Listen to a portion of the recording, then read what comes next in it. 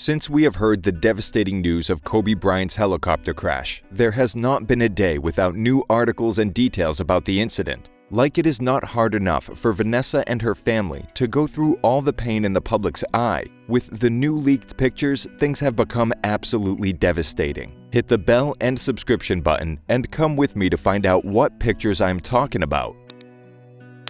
On Sunday, January 26th, several people called 911 to report a helicopter crash in Calabasas, California. All of those calls had one thing in common. They all had heard the crash, but couldn't see anything because of the foggy weather conditions. It took emergency responders about 8 minutes to arrive on the scene, and about an hour to extinguish the fire that was caused by the crash. According to a spokeswoman for the Los Angeles Police Department, the department had grounded all of their helicopters because of the thick fog and poor conditions for flying that day. Despite all of this, Bryants Helicopter took off. Bryant and his daughter Gigi were on their way to the Mamba Academy near Thousand Oaks, California, to attend a basketball tournament. And they had other people with them as well. Reportedly, 9 bodies were found. Kobe and Gigi, John Altobelli, a baseball coach, his wife Carrie and his daughter Alyssa, who played with Gigi, Christina Mauser, an assistant coach, Sarah and Peyton Chester, and the pilot, Ara Zobayan. The helicopter they were in was a Sikorsky S-76B that was made in 1991, which is owned by the Island Express Holding Corp.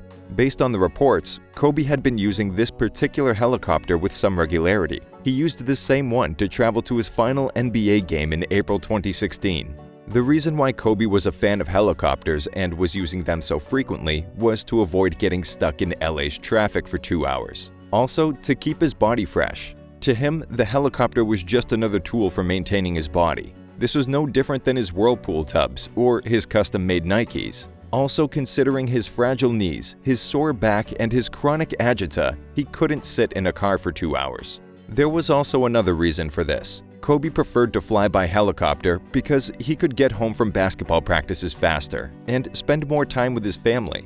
In a podcast, he said that if he sat in traffic, he would miss a school play or wouldn't be able to pick the kids up from school on time. And if he used helicopters, traveling would take him about 15 minutes. This way, he got to spend more time with the kids. Even though he had used this helicopter before, something was wrong this time.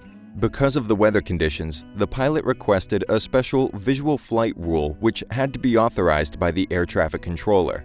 With this permission, he could fly in a controlled space that has less than the basic visual rules, which is a minimum flight ceiling of 1,000 feet and 3 miles of visibility. While waiting for the approval from an air traffic controller, the pilot circled for 12 minutes. Then, the permission of the special visual flight rule was given. About 35 minutes after the takeoff, when the weather was deteriorating, the pilot asked the controllers to track him on radar. According to NTSB board member Jennifer Homendy, the aircraft then went south and west at 1,400 feet. The pilot requested flight following from air traffic control but was informed that the helicopter was flying too low for that to be possible. This happened at 9:40 a.m. 4 minutes later, the pilot radioed he was going to climb above the layer of clouds to 2,300 feet in a blinding fog. In its final 12 seconds of the flight, it began turning left and abruptly descended, falling at over 2,000 feet per minute. Its last recorded speed was about 184 miles per hour.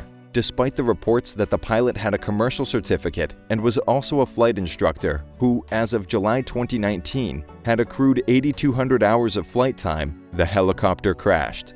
The impact crater was reported at 1,085 feet above sea level and the debris field about 500 to 600 feet wide.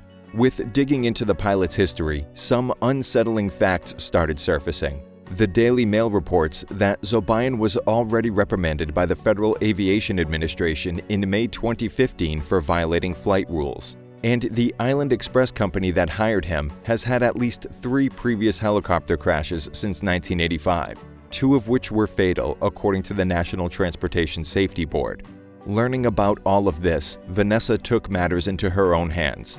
On the day of the celebration of Kobe and Gianna's life, Vanessa Bryant's lawyers filed a wrongful death lawsuit against the company that operated the helicopter that crashed. The documents said the pilot, Ara Zobayan, was careless and negligent by flying in cloudy conditions on January 26th. Zobayan was one of the 9 people who died in the crash.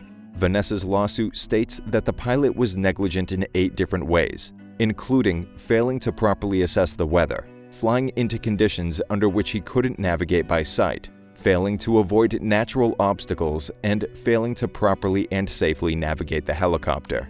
This was not the only reckless behavior that caused pain for this family.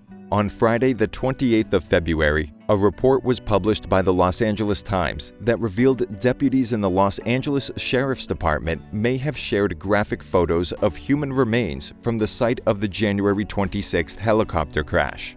On Sunday, the 1st of March, Vanessa Bryant's legal team released a statement saying that the wife of the late NBA legend Kobe Bryant is absolutely devastated by allegations that deputies shared Kobe's crash photos. The statement was released by attorney Gary C. Robb, and it reads like this: "Our client, Vanessa Bryant, is absolutely devastated by allegations that deputies from the Lost Hills Los Angeles County Sheriff's Department and Los Angeles County Fire Department publicly disseminated photos from the helicopter crash site. Mrs. Bryant personally went to the sheriff's office on January 26th and requested that the area be designated a no-fly zone and protected from photographers. This was of critical importance to her, as she desired to protect the dignity of all the victims and their families. At that time, Sheriff Alex Villanueva assured us all measures would be put in place to protect the family's privacy, and it is our understanding that he has worked hard to honor those requests. First responders should be trustworthy. It is inexcusable and deplorable that some deputies from the Lost Hills Sheriff's Substation, other surrounding substations, and the LA County Fire Department would allegedly breach their duty.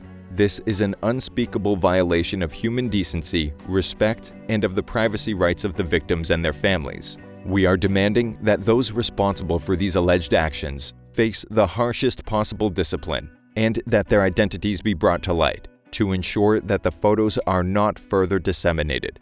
We are requesting an internal affairs investigation of these alleged incidents.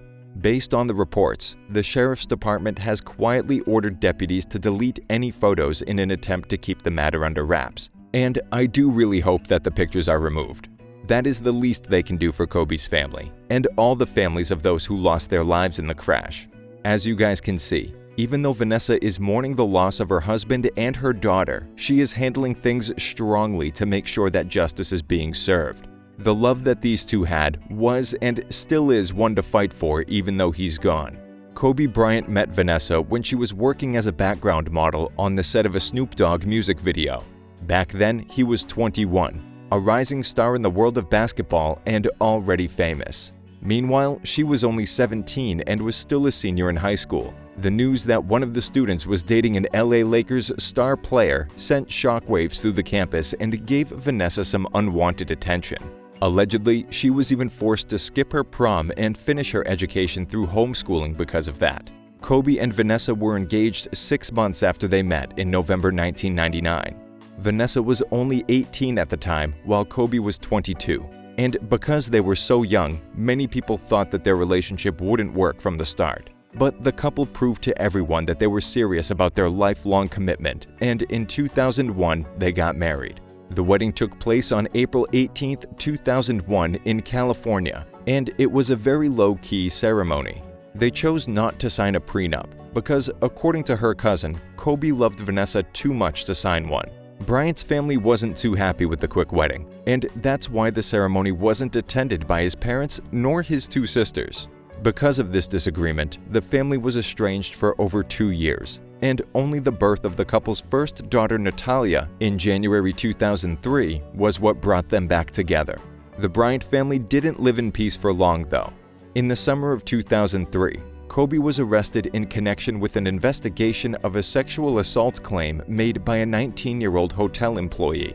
Through the whole thing, Vanessa was by his side, even though he admitted to being unfaithful. Kobe appeared in a televised news conference with his wife, looking defeated, where he cried while holding her hand.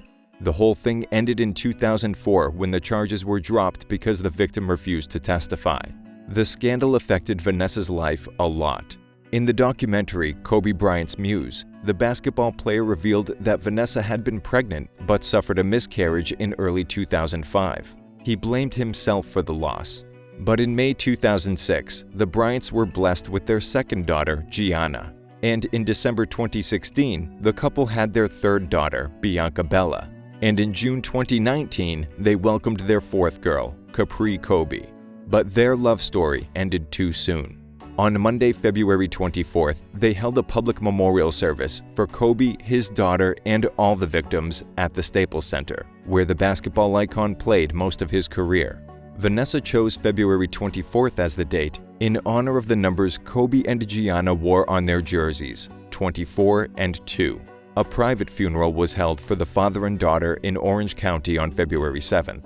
The most heart-wrenching part of the memorial was when Vanessa Bryant paid an emotional tribute to her soulmate Kobe and her baby girl Gianna. She said that her husband was her everything, and while the world saw him as a celebrity and a basketball legend, to her, he was her best friend and protector.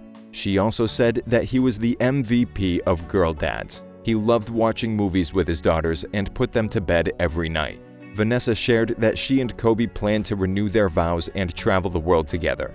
They really were in each other's lives for years because she was his first serious girlfriend and he was her first boyfriend.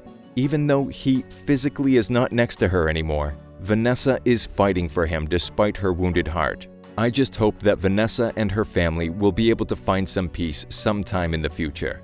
What do you guys think about the fact that the Los Angeles Sheriff's Department may have shared graphic photos of human remains from the site of the January 26 helicopter crash? Do you think releasing these pictures was needed, or was it completely inhuman and insensitive? Let's talk about that in the comments, and remember to like, share, and become a part of our Curiosips family by subscribing to our channel. Until next time.